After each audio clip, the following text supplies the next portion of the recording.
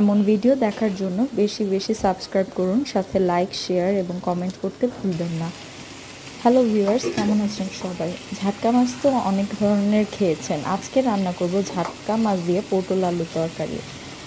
সেটি রান্না করার জন্য ঝাটকা মাছটিকে ভালোভাবে ভেজে নেব। তারপরে পেঁয়াজ, মরিচ গুঁড়ো, আদা রসুন বাটা, পেঁয়াজ কুচি, জিরা সব কিছু দিয়ে মশলা কষিয়ে তার মধ্যে পটল আলু দিয়ে দিব। এরপরে পটল আলু কষে এলে তার মধ্যে পানি দিয়ে কিছুক্ষণ চুলায় বসাবো। তারপরে ঝাটকা মাছগুলো উপরে সাজিয়ে দিব।